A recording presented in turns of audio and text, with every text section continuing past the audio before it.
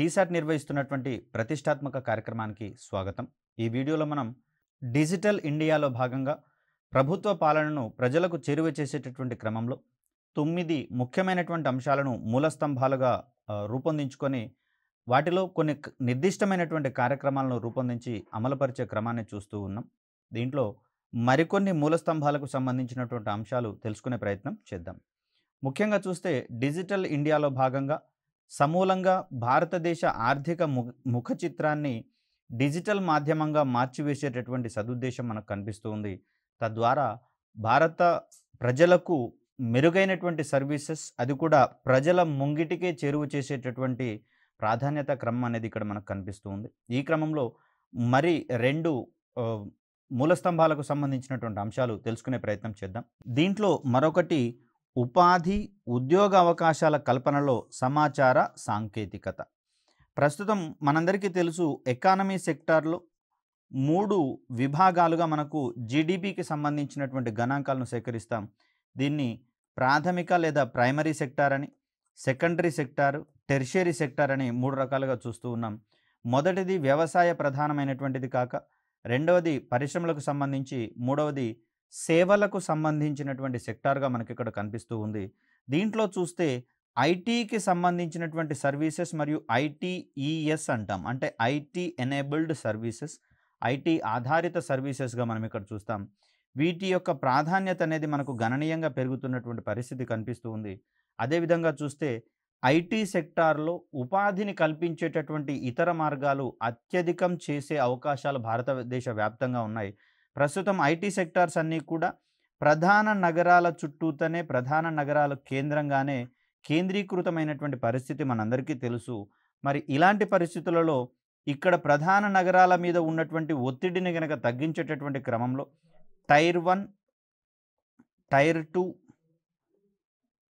Tyre 3 నగరాలను కూడా IT హబ్లుగా మార్చి వాటిని అభివృద్ధి పరిచేటటువంటి క్రమంలో పాలకులు ఉన్నట్లుగా మనకు కనిపిస్తుంది. మరి ఈ సందర్భంలోనే ఈ ఐటీ సెక్టార్ను ఇతర ప్రాధాన్యత కలిగినటువంటి పట్టణాలకు కావచ్చు, ఇప్పుడిప్పుడే అభివృద్ధి చెందుతున్నటువంటి పట్టణాలకు కావచ్చు, వాటిని చేరువ చేసినట్లయితే అక్కడ ఉన్నటువంటి ప్రజానీకానికి సైతం మెరుగైనటువంటి ఉపాధి సౌకర్యాలు కల్పించేందుకు అవకాశం ఉంటుంది. మరో రకంగా చూస్తే ఐటీ సెక్టార్లో ఒక ప్రత్యక్ష ఉద్యోగిత నలుగురికి కనీసంలో కనీసం పరోక్షంగా ఉపాధిని కల్పిస్తుందనేటటువంటి గణాంకాలు ఉన్నటువంటి పరిస్థితులలో మనము ఐటీ సెక్టార్లో ఒక ఉద్యోగి నుంచి 4 పరోక్షమైనటువంటి ఉపాధిని కల్పించేటందుకు అవకాశం ఉంటుంది. కాబట్టి పెద్ద మొత్తంలో ఐటీ సెక్టార్ని కనుక డెవలప్ చేసుకుంటే వాటికి అనుబంధంగా ఇతర ఉపాధి రంగాలు సైతం అభివృద్ధి బాటను పట్టేందుకు అవకాశం ఉంటుంది. సో తద్వారా దేశంలో ఉన్నటువంటి యువతకు ఐటీ లేదా ఐటీ ఆధారిత రంగాల్లో ఉపాధి అవకాశాల కల్పనకు అవసరమైనటువంటి సాంకేతిక శిక్షణను ప్రభుత్వ సహాయంతో అందించడం అనేది జరుగుతుంది. కనుకనే డిగ్రీ చదివేటటువంటి విద్యార్థులకు సైతం వారు చదివేటటువంటి క్రమంలోనే వారిలోని నైపుణ్యాలను పెంచేటటువంటి క్రమంలో టాస్క్ వంటి కార్యక్రమాలు కొన్ని అమలవుతున్నట్లుగా మనం ఇక్కడ గమనించవచ్చు. అదేవిధంగా డిగ్రీ కంప్లీట్ చేసినటువంటి వ్యక్తులకు స్కిల్ డెవలప్మెంట్ సెంటర్స్, అంటే నైపుణ్యాభివృద్ధి కేంద్రాలను ఎస్టాబ్లిష్ చేయడం ద్వారా వాటిలో ఈ అభ్యర్థులకు అవసరమైనటువంటి వారి ఉపాధి కల్పించేటటువంటి క్రమంలో మెరుగైనటువంటి శిక్షణను అందించడం ద్వారా వారికి ఉపాధి అవకాశాలను గణనీయంగా పెంచేటటువంటి క్రమాన్ని మనం ఇక్కడ గమనించవచ్చు. ఇటీవల కాలంలో చూస్తే అనేకమైనటువంటి సంస్థలు సైతం కార్పొరేట్ సోషల్ రెస్పాన్సిబిలిటీ స్కీమ్లో భాగంగా సంబంధిత వ్యక్తులకు, అదేవిధంగా అర్హులైనటువంటి యువతకు శిక్షణను అందిస్తూ వారు ఉద్యోగ బాట పట్టేటటువంటి క్రమాన్ని మనం ఇక్కడ చూస్తూ ఉన్నాం. ఎస్బీఐ వంటి సంస్థలు సైతం ఇక్కడ కంప్యూటర్ శిక్షణను అందించేటటువంటి క్రమంలో మనకు నిత్యం పేపర్లలో ప్రకటనలు వచ్చేటటువంటి అంశాలు మనందరికీ తెలిసిందే. ఈ లక్ష్య సాధనలో దిగువ అంశాలను ప్రధానంగా పేర్కొనడం జరిగింది. మరంటే యువతకందరికీ కూడా ఐటీకి సంబంధించినటువంటి అంశాలలో శిక్షణను అందించేటటువంటి క్రమంలో ఏ విధమైనటువంటి ప్రాధాన్యతలను సృష్టించుకోవడం జరిగిందనేది ఇప్పుడు తెలుసుకునే ప్రయత్నం చేద్దాం. పెద్ద పెద్ద పట్టణాలకు మాత్రమే పరిమితమైనటువంటి ఐటీ సెక్టార్, ఇందుకు ప్రధాన కారణంగా అక్కడ రవాణా సౌకర్యాలు కావచ్చు, నివాస సదుపాయాలు కావచ్చు, మెరుగైనటువంటి హాస్పిటల్ సౌకర్యాలు కావచ్చు, ఇవన్నీ మనం ప్రధానమైనటువంటి కారణాలుగా చెప్పవచ్చు. అదేవిధంగా వారాంతాలలో రిక్రియేషన్‌కి సంబంధించినటువంటి సౌకర్యాలు సైతం పెద్ద పెద్ద పట్టణాలలో అధిక మొత్తంలో ఉంటున్నటువంటి కారణంగా అక్కడ ప్రధానంగా ఐటీ సెక్టార్ అనేది ఎక్కువగా ఎస్టాబ్లిష్ చేయడం అనేది జరిగింది. మరొక రకంగా చూస్తే అంతర్జాతీయ విమానాశ్రయాలు సైతం పెద్ద పట్టణాలలోనే ఎక్కువగా కేంద్రీకృతమైనటువంటి దృష్ట్యా అక్కడ రవాణా సదుపాయాలు సైతం అత్యంత ఎక్కువగా అభివృద్ధి చెంది ఉంటాయి కాబట్టి ఐటీకి సంబంధించినటువంటి వింగ్స్ కావచ్చు, పరిశ్రమలు కావచ్చు ఎక్కువగా ఇటువంటి పట్టణాలలోనే తమ యొక్క కేంద్రాలను ఎస్టాబ్లిష్ చేసుకోవడానికి ప్రధానంగా దృష్టి సారించడం అనేది జరిగింది. మరి ఇక్కడ కేవలం పెద్ద పట్టణాలకే పరిమితం అయితే ఐటీ సెక్టార్ ద్వారా ఎక్కువ మందికి ఉపాధి కల్పించడం అనేది కష్టసాధ్యమవుతుంది కాబట్టి వీటిని వీలైనంతగా చిన్న చిన్న పట్టణాలకు కూడా చేరువ చేయాల్సి వస్తది. అందుకోసం ఆ చిన్న పట్టణాలలో సైతం తక్కువ స్థాయిలో ఉండేటటువంటి అంటే అంతర్జాతీయ విమానాశ్రయాలు కాకుండా కనీసంలో కనీసం మెరుగైనటువంటి సౌకర్యాలుండే విమానాశ్రయాలను కావచ్చు, ఇతర రవాణా సదుపాయాలను సైతం అక్కడ కల్పించాల్సి వస్తుంది. ఆ క్రమంలో చిన్న పట్టణాలు, గ్రామాలలోని ప్రజలకు ఐటీ శిక్షణను అందించడం ఇటీవల కాలంలో ఒక అడుగు ముందుకు వేసి కొన్ని సంస్థలు అక్కడ స్థానికంగా గ్రామీణ ప్రాంతాల్లో ఉన్నటువంటి యువతకు బీపీఓ బిజినెస్ ప్రాసెస్ అవుట్‌సోర్సింగ్ అనేటటువంటి అంశాలలో, అదేవిధంగా కాల్ సెంటర్‌కి సంబంధించినటువంటి ఉద్యోగాలలో సంబంధిత తర్ఫీదును అందించి అక్కడే బీపీఓ సెంటర్లను, కాల్ సెంటర్లను ఏర్పాటు చేసి యువతకు ఉపాధిని కల్పించేటటువంటి క్రమాన్ని చూస్తూ ఉన్నాం. తద్వారా గ్రామీణ ప్రాంతాలలోని యువత సైతం ఐటీ సెక్టార్‌లో మెరుగైనటువంటి ఉపాధి అవకాశాలను పొందుతూ తమ యొక్క జీవన ప్రమాణాలను పెంచుకుంటున్నటువంటి పరిస్థితులు మనందరికీ కనిపిస్తూనే ఉన్నాయి. దీనికి ప్రధానంగా డిజిటల్ ఇండియాలో భాగంగా ఐటీకి సంబంధించినటువంటి రంగంలో యువతకు సైతం గ్రామీణ ప్రాంతాల వారికి సైతం ఉపాధిని కల్పించేటటువంటి క్రమాన్ని ఇక్కడ మనం చూస్తూ ఉన్నాం. అదేవిధంగా చూస్తే డైటీ ఆధ్వర్యంలో 5 సంవత్సరాల కాలంలో చిన్న పట్టణాలు, గ్రామీణ యువతకు ఉపాధి అవకాశాలు విస్తృతపరిచేలా సుమారు 1,00,00,000 మంది విద్యార్థులకు శిక్షణ అందించడం అనేది మనం గమనించాల్సినటువంటి విషయము.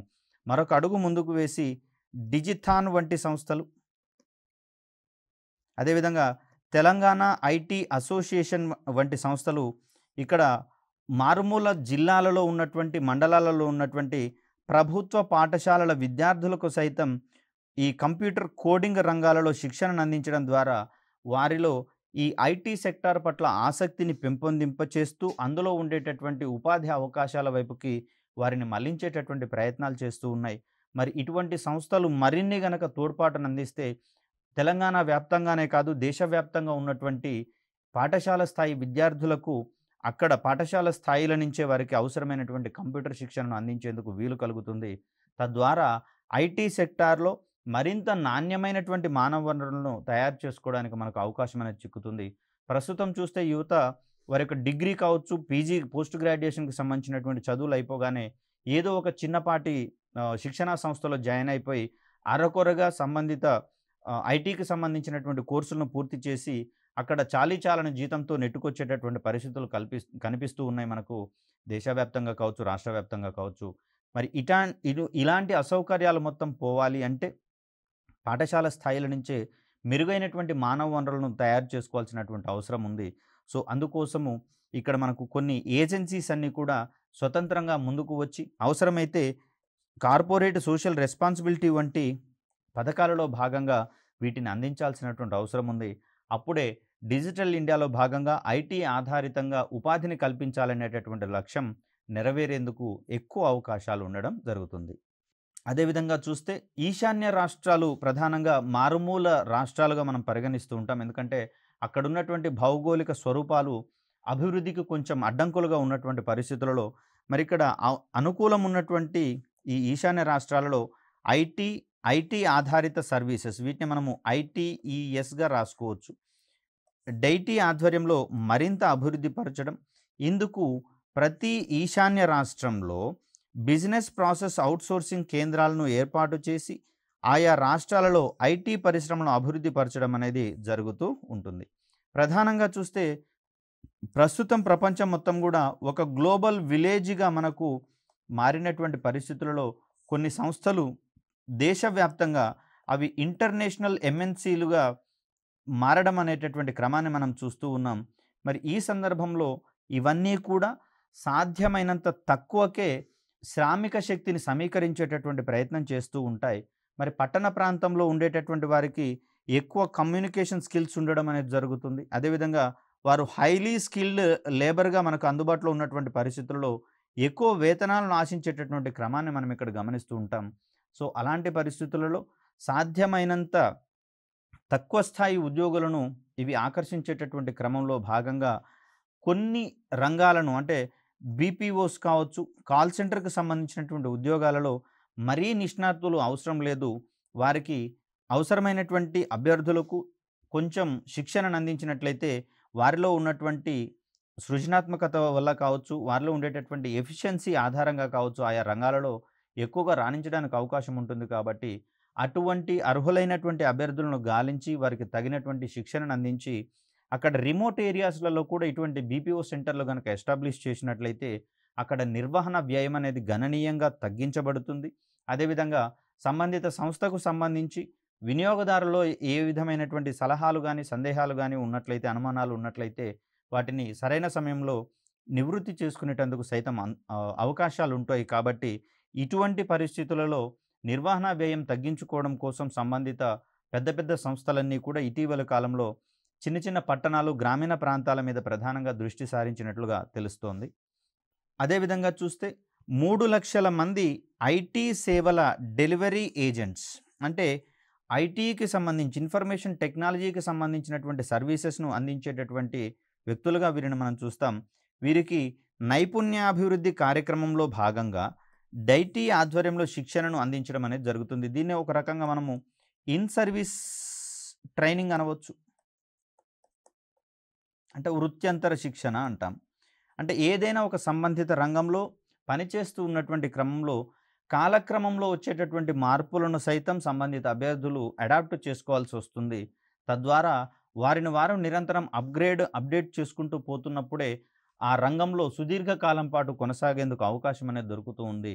ఎప్పుడైతే మార్పుని ఆహ్వానించేటటువంటి పరిస్థితి ఉండదో అప్పుడు అభివృద్ధి కుంటుపడేటటువంటి క్రమాన్ని మనం ఇక్కడ గమనించవచ్చు.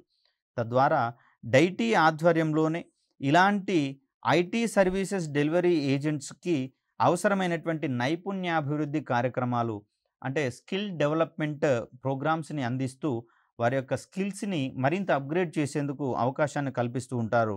ఫలితంగా ఐటీ సేవలను అందించేటటువంటి అంకుర పరిశ్రమలు స్టార్టప్స్ అంటాం వీటిని. అంటే ప్రతి కీ ఏరియాలో అవకాశం ఉన్నటువంటి చోట చిన్న చిన్న ఆలోచనల నుంచి పుట్టేటటువంటి సంస్థలుగా మనకి ఇక్కడ అంకుర పరిశ్రమలు అనేవి కనిపిస్తూ ఉన్నాయి. సో, మనం ఒక ఆలోచనతో గనక ఈ టీ హబ్ లేదా ఐటీ హబ్ అనేటటువంటి పేర్లతో వీటిని మనం పిలుస్తూ ఉంటాం. ఇటువంటి ఇంక్యుబేటర్స్ అంటారు వీటిని. అంటే అంకుర పరిశ్రమలను మరింత డెవలప్ చేసేటటువంటి కేంద్రాలుగా ఇవి మనకు కనిపిస్తూ ఉంటాయి. Incubator services అందించేటటువంటివి. సో, వీటి దగ్గరికి మనం వెళ్ళినప్పుడు మన ఆలోచనను వాణిజ్య ప్రాతిపదికన మరింత డెవలప్ చేసి ఒక పరిశ్రమ స్థాయికి దానిని తీసుకుని వెళ్ళడం అనేది జరుగుతుంది.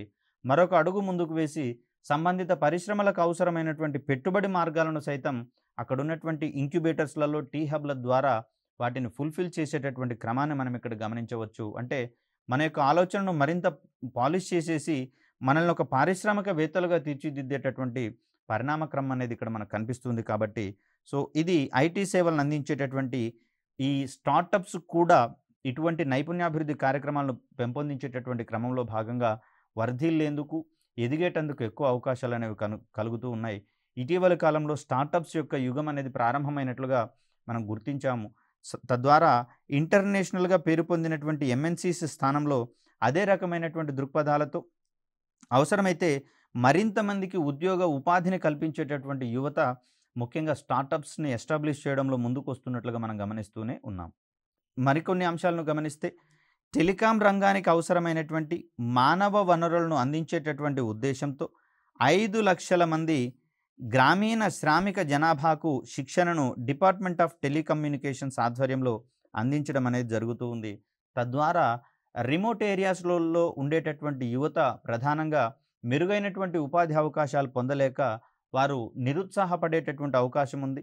వారిలోని శక్తి అనేది నిర్వీర్యం అయ్యేటటువంటి అవకాశం ఉంది కాబట్టి మరి అటువంటి నిరాశ నిస్పృహలకు సంబంధిత యువత లోను కాకుండా ఉండాలి అంటే అవసరమైనటువంటి శిక్షణను సంబంధిత ప్రభుత్వ విభాగాల ఆధ్వర్యంలో కావచ్చు, పరిశ్రమల ఆధ్వర్యంలో కావచ్చు యువతకు అందించి వారిని ఉద్యోగ బాట పట్టించేటటువంటి క్రమంలో మనం మరింత ముందుకు నడవాల్సినటువంటి అవసరం ఉంది. అందుకు డిజిటల్ ఇండియాలో భాగంగా అనేకమైనటువంటి కార్యక్రమాలను ఎస్టాబ్లిష్ చేసి అమలుపరుస్తున్నటువంటి క్రమాన్ని మనం ఇక్కడ చూస్తూ ఉన్నాం. దీంట్లో భాగంగానే టెలికాం రంగంలో సైతం మానవ వనరులు తక్కువ అవుతున్నటువంటి క్రమంలో అవసరమైనటువంటి లక్షణాలు కలిగినటువంటి లేదా నైపుణ్యాలు కలిగినటువంటి యువతను గుర్తించి వారికి తగినంత శిక్షణను అందించడం ద్వారా వారిని సైతం టెలికాం రంగంలో మెరుగైనటువంటి ఉపాధి మార్గాలలో మనం నియుక్తులను కావించడానికి అవకాశం ఉంటుంది.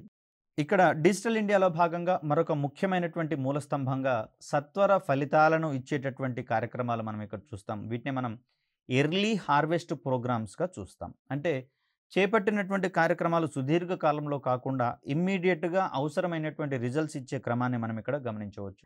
ఇక్కడ ఈ కార్యక్రమాలను స్వల్ప కాలానికి ఉద్దేశించి అమలుపరచడం అనేది జరుగుతుంది. తద్వారా వితిన్ షార్ట్ స్పాన్ ఆఫ్ టైంలో ఆ ప్రోగ్రామ్కి సంబంధించినటువంటి రిజల్ట్స్ మనం పొందేందుకు అవకాశం ఉంటుంది. మరి దీనిలో భాగంగా ఏ కార్యక్రమాలు చేపడతారో తెలుసుకునే ప్రయత్నం చేద్దాం. దీంట్లో ముఖ్యంగా చూస్తే ఐటీ వేదికగా, ఇన్ఫర్మేషన్ టెక్నాలజీ వేదికగా దేశ ప్రజలకు మెసేజింగ్ సౌకర్యాల ద్వారా, మెసేజింగ్ సర్వీసుల ద్వారా శుభాకాంక్షలు తెలపడం. దీన్ని మనము ఈమెయిల్స్ రూపంలో కావచ్చు, ఎస్ఎంఎస్ల రూపంలో కావచ్చు, అదేవిధంగా సోషల్ మీడియా ప్లాట్ఫామ్లలో ట్వీట్ల ద్వారా కావచ్చు, వీటిని అందించేటటువంటి క్రమాన్ని మనం ఇక్కడ చూస్తూనే ఉన్నాం.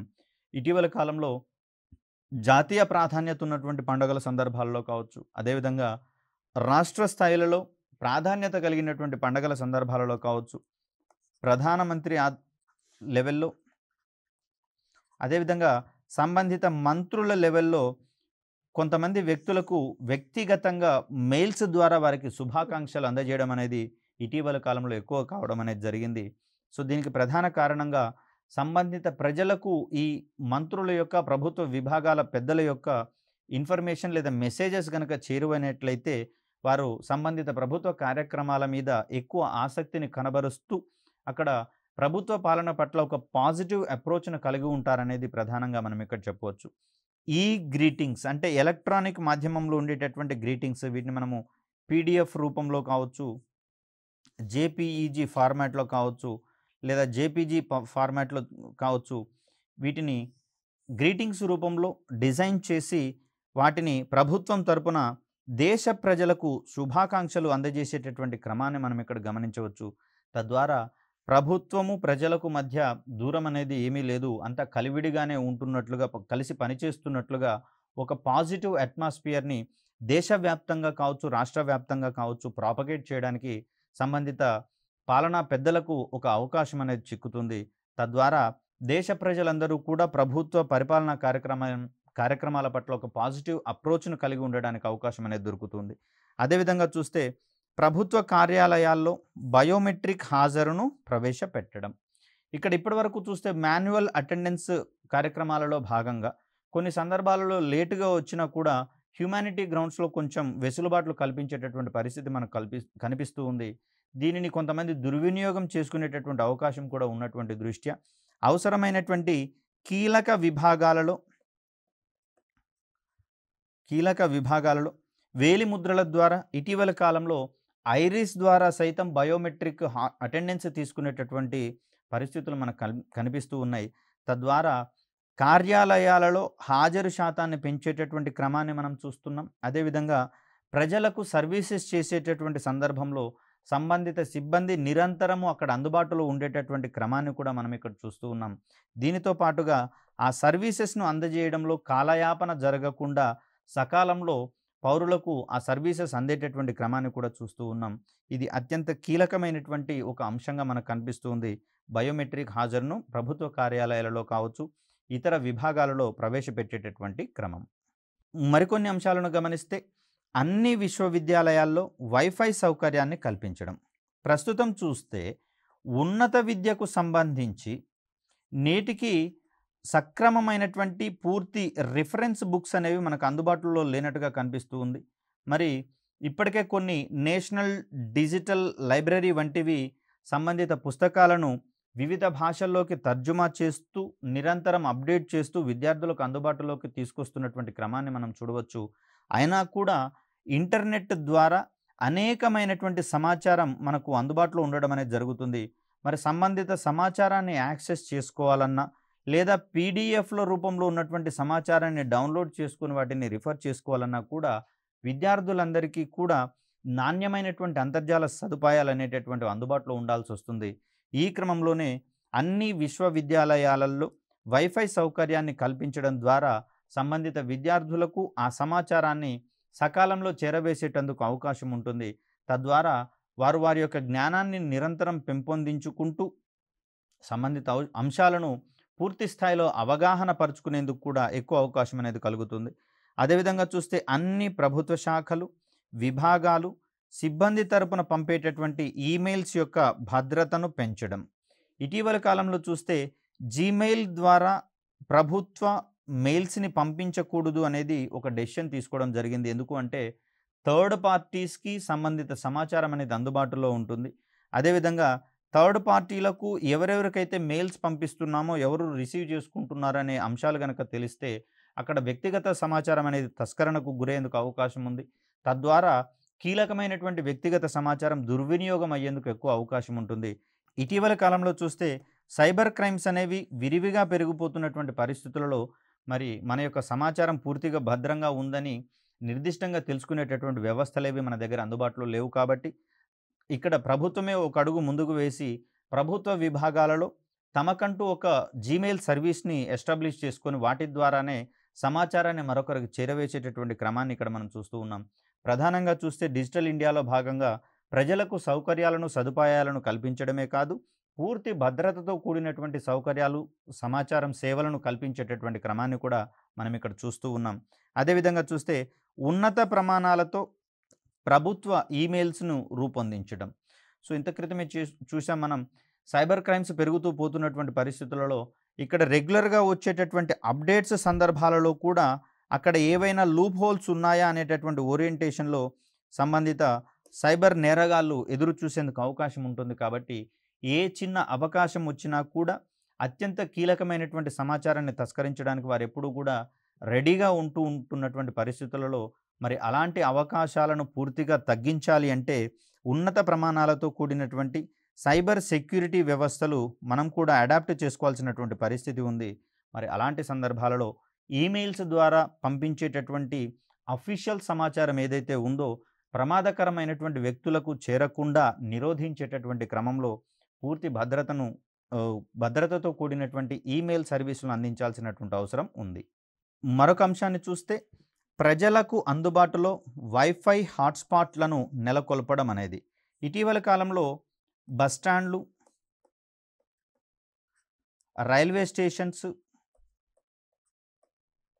అదేవిధంగా చూస్తే ఎయిర్పోర్ట్స్లలో సైతం పబ్లిక్ వైఫై హాట్స్పాట్స్ ఫ్రీగానే అందిస్తున్నటువంటి క్రమాన్ని మనం ఇక్కడ గమనించవచ్చు. ముఖ్యంగా ఇంటర్నెట్ సర్వీసెస్ ప్రొవైడర్స్ కూడా కొంత తమకొచ్చేటటువంటి ఆదాయంలో 2% వరకు ఇటువంటి కార్యక్రమాల్లో వెచ్చిస్తున్నటువంటి పరిస్థితులు మనం గమనిస్తూనే ఉన్నాం. ఒక అడుగు ముందుకు వేసి మారుమూల ప్రాంతాల్లో ఉన్నటువంటి వారికి సైతం అంతర్జాల సౌకర్యాలు అందుబాటులోకి రావడం కోసము బెలూన్లలో, పెద్ద పెద్ద బెలూన్లలో ఇక్కడ వైఫై హాట్స్పాట్కి సంబంధించినటువంటి రూటర్స్ను అమర్చి అక్కడ ఎగరవేసేటటువంటి క్రమాన్ని మనం చూస్తూనే ఉన్నాం. తద్వారా మారుమూల ప్రాంతాల వారికి సైతం నాణ్యమైనటువంటి అంతర్జాల సదుపాయాలు అందుబాటులోకి తీసుకొచ్చేటటువంటి పరిస్థితి మనకి ఇక్కడ కనిపిస్తుంది. ముఖ్యంగా చూస్తే భారత్ వంటి దేశాలలో డిజిటల్ డివైడ్ వంటివి అత్యంత కీలకంగా మారుతూ ఉన్నాయి.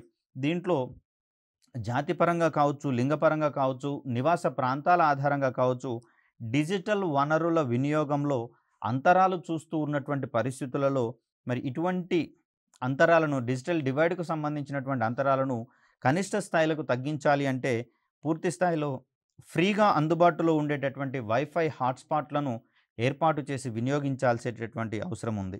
అదేవిధంగా చూస్తే పాఠశాలలకు అందించేటటువంటి పాఠ్యపుస్తకాలను డిజిటలీకరించి, దట్ మీన్స్ పుస్తకాలన్నింటినీ కూడా ఈబుక్స్ రూపంలో అందించేటటువంటి క్రమాన్ని చూడాలి. సో అందులో భాగంగానే మనకు ఇప్పటికే ఎస్సీఈఆర్టీ అంటే పలు రాష్ట్రాలలో ఎడ్యుకేషన్ అందించేటటువంటి క్రమంలో ఎడ్యుకేషన్ పరిశోధన కార్యక్రమాలను అందించేటటువంటి క్రమంలో ఎస్సీఈఆర్టీస్ అనేవి ఎస్టాబ్లిష్ కావడం అనేది జరిగింది. ఇవి పీడిఎఫ్ల రూపంలో సంబంధిత పాఠ్యపుస్తకాలను రూపొందించి అందులో అందుబాటులో ఉంచుతుంది. ఒకవేళ ఫిజికల్‌గా మన దగ్గరలో టెక్స్ట్ బుక్స్ గనక లేనటువంటి పరిస్థితులలో మొబైల్ ద్వారా కావచ్చు, కంప్యూటర్ల ద్వారా కావచ్చు, సంబంధిత పీడిఎఫ్‌లను డౌన్‌లోడ్ చేసుకొని వాటిని రిఫర్ చేసుకునేందుకు అవకాశం ఉంది. అదేవిధంగా చూస్తే ఎన్‌సీఈఆర్‌టీ వారు సైతం అంటే నేషనల్ లెవెల్‌లో సీబీఎస్ఈ మాధ్యమంలో ఉండేటటువంటి పుస్తకాలను వీరు ఈ పాఠశాలలో భాగంగా 1వ తరగతి నుంచి మొదలుపెట్టి ఇంటర్మీడియేట్ స్టాండర్డ్ వరకు ఉండేటటువంటి అన్ని టెక్స్ట్ బుక్స్‌ని పీడిఎఫ్ రూపంలో అవసరమైతే మనకు కావాల్సినటువంటి యూనిట్‌ని డౌన్‌లోడ్ చేసుకునేటటువంటి సదుపాయాన్ని కల్పించడం అనేది జరిగింది.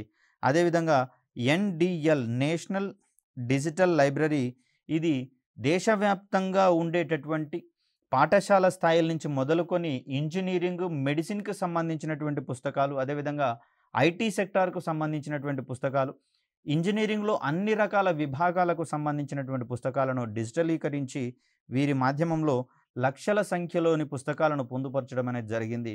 ఇక్కడ మనకు కావాల్సినటువంటి పుస్తకాన్ని అక్కడ సెర్చ్ చేసుకొని రిఫర్ చేసుకునేటటువంటి సదుపాయం అభ్యర్థులకు అనేది అందడం జరుగుతుంది. వీటన్నిటిని డిజిటలీకరించి ఎలక్ట్రానిక్ మాధ్యమంలో బుక్స్ రూపంలో అందించడం అనేది మనకి ఇక్కడ కనిపిస్తుంది. మరికొన్ని సంస్థలు ఒక అడుగు ముందుకు వేసి వీటిని ఆడియో బుక్స్ రూపంలో కూడా అందించేటటువంటి ప్రయత్నాలు చేస్తూ ఉన్నాయి. అంటే బుక్స్‌లో అయితేనేమో కేవలం మనం చదువుకోవాల్సి వస్తది. ఆడియో బుక్స్ రూపంలో అయితే సంబంధిత టెక్స్ట్‌ని ఆడియోల రూపంలో మనం వినేటందుకు అవకాశం ఉంటుంది. తద్వారా ప్రయాణించేటటువంటి సమయాలలో సైతం సంబంధిత కంటెంట్‌ని మనం వినడం ద్వారా పూర్తిగా అవగాహన చేసుకునేటందుకు అవకాశం అనేది ఉంటుంది.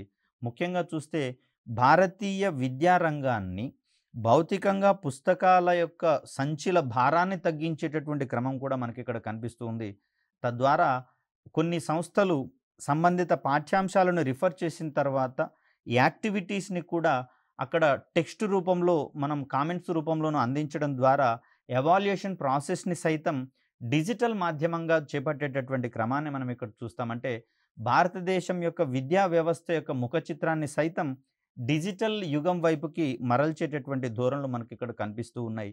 ఇవన్నీ కూడా డిజిటల్ ఇండియాలో భాగంగా రూపొందించుకొని కొన్ని మూల స్తంభాలుగా మనం ఎంపిక చేసుకొని వాటిలో అవసరమైనటువంటి అంశాల పట్ల అత్యంత ప్రాధాన్యతను అందిస్తూ సంబంధిత విభాగాలను ముందుకు తీసుకొని పోయేటటువంటి క్రమాన్ని డిజిటల్ మాధ్యమంగా ముందుకు తీసుకుపోయేటటువంటి క్రమాన్ని మనం ఇక్కడ చూస్తూ ఉన్నాం. ముఖ్యంగా ఐటీ, ఐసీటీ అనేది 2 మనకి ఇక్కడ ప్రధానంగా కనిపిస్తూ ఉన్నాయండి. ఐటీ అంటే కంప్యూటర్ యొక్క వినియోగంతో కంప్యూటర్‌ని వినియోగించేటటువంటి యూజర్స్ వీళ్ళని వినియోగదారులు అని చెప్పేసి అంటాము. వీరి ద్వారా ఎదిగినటువంటి ఒక పెద్ద పరిశ్రమకు సంబంధించిన పదంగా మనకు ఐటీ అనేది కనిపిస్తుంది. ఐసీటీ అనేది ప్రధానంగా చూస్తే ఈ ఐటీలోని ఒక ఉపవిభాగంగా మనకు అక్కడ కనిపిస్తుంది. దీని యొక్క ప్రధాన ఉద్దేశము ఇన్ఫర్మేషన్ కమ్యూనికేషన్ టెక్నాలజీ ద్వారా బోధనకు సంబంధించినటువంటి అంశాలలో ఐసీటీ అనేది మనకు కనిపిస్తుంది. అంటే విద్యా బోధనలో ఐటీ పరిజ్ఞానాన్ని గనక వినియోగిస్తే దాన్ని మనం ఐసీటీ విభాగంగా మనం అక్కడ చెప్పాల్సి వస్తుంది. సో ఇలా డిజిటల్ ఇండియాలో భాగంగా మనము ప్రభుత్వ పరిపాలననే కాదు, దేశంలో కీలకమైనటువంటి రంగాలను సైతం డిజిటల్ బాట పట్టిస్తూ ఫర్ ఎగ్జాంపుల్ చూస్తే విద్యా వ్యవస్థకు సంబంధించి ఇప్పుడు మనం చూసాం. నూతన విద్యా విధానంలో భాగంగా 60% ఆఫ్‌లైన్ ఎడ్యుకేషన్ అందించాలని, 40% ఆన్‌లైన్ మోడ్‌లో ఎడ్యుకేషన్ అందించాలనేటటువంటిది ప్రాధాన్యతగా మనకు కనిపిస్తుంది. అదేవిధంగా చూస్తే ఒక అడుగు ముందుకు వేసి స్వయం అనేటటువంటి పోర్టల్ ద్వారా కొన్ని రకాలైనటువంటి కోర్సులను ఆన్‌లైన్ ప్లాట్‌ఫామ్‌లో చదివేటటువంటి అవకాశం అనేది మనకు లభించడం జరిగింది. దీంట్లో అత్యంత నిపుణులైనటువంటి ప్రొఫెసర్స్‌తో రూపొందించినటువంటి పాఠ్యాంశాలను అక్కడ వీడియోల రూపంలో అందించడం అనేది జరుగుతుంది. సంబంధిత పాఠ్యాంశాలను సైతం పీడిఎఫ్ల రూపంలో అభ్యర్థులకు అందుబాటులో ఉంచడం అనేది జరుగుతుంది. రెగ్యులర్ స్ట్రీమ్‌లో ఎడ్యుకేషన్‌ని కంప్లీట్ చేయలేనటువంటి వ్యక్తులకు స్వయం అదేవిధంగా మూక్ అనేటటువంటిది మరొక సర్వీస్ అండి. అంటే మాస్‌గా ఓపెన్ స్కూల్ ఎడ్యుకేషన్ అందించేటటువంటి ఒక ఓపెన్ ప్లాట్‌ఫామ్‌గా మనకి ఇక్కడ కనిపిస్తుంది. వీటి ద్వారా సైతం అభ్యర్థులు తమకు నచ్చినటువంటి కోర్సును ఆన్‌లైన్ మాధ్యమంగా చదువుకునేటందుకు అవకాశం ఉంది. మరి ఇవన్నీ కూడా మనకు డిజిటల్ ఇండియాలో భాగంగా రూపొందించి అమలుపరుస్తున్నటువంటి కార్యక్రమాలుగానే మనం చూడాల్సి వస్తది. వీట్లలో కోర్సెస్ కంప్లీట్ చేయడమే కాదు, అవసరమైతే అత్యున్నత ప్రమాణాలు కలిగినటువంటి సంస్థల ఆధ్వర్యంలో ఎగ్జామ్స్ కండక్ట్ చేసి వాటిని ఎవాల్యుయేషన్ చేసి అందులో ఉత్తమ ప్రతిభ కనబరిచినటువంటి వ్యక్తులకు సర్టిఫికెట్లు సైతం అందజేయడం అనేది జరుగుతుంది.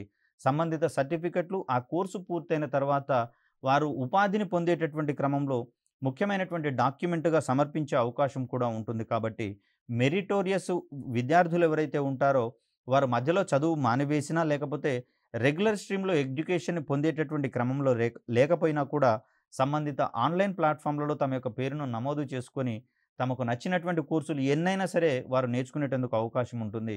మరి ఇలాంటి ప్రయోజనాలను దేశ ప్రజలు అందుకున్నప్పుడు దేశం కూడా సమగ్రంగా అభివృద్ధి చెందేటందుకు అవకాశం ఉంటుంది. కాబట్టి ఇక్కడ ప్రభుత్వం యొక్క చిత్తశుద్ధితో పాటుగా ప్రజల యొక్క అవగాహన కావచ్చు, ఇవన్నీ కూడా తోడ్పడినప్పుడేగా అక్కడ డిజిటల్ ఇండియా యొక్క ఫలాలనేవి సత్వరమే ప్రజలకు అందేందుకు అవకాశం ఉంటుంది. తద్వారా ప్రభుత్వం సైతము తన యొక్క పాలనను మెరుగుపరుచుకోవడానికి ఎక్కువ అవకాశాలనేవి దొరుకుతూ ఉంటాయి. ఇలా ఇద్దరూ కలివిడిగా పోయేటటువంటి క్రమంలో ఈ డిజిటల్ ప్లాట్‌ఫార్మ్ అనేటటువంటిది ఒక వేదికగా పనిచేస్తూ డిజిటల్ ఇండియా అనేటటువంటి ప్రోగ్రామ్ ఒక సక్సెస్‌ఫుల్ ప్రోగ్రామ్‌గా ఒక ఉద్యమం మాదిరిగా దేశ ప్రజల యొక్క భవిష్యత్తు ముఖ చిత్రాన్ని మార్చివేసేటటువంటి ఉద్దేశ్యం మనకు కనిపిస్తూ ఉంది. మరొక చక్కటి వీడియోతో మిమ్మల్ని కలిసే ప్రయత్నం చేస్తాను. అప్పటి వరకు సెలవు. ధన్యవాదాలు.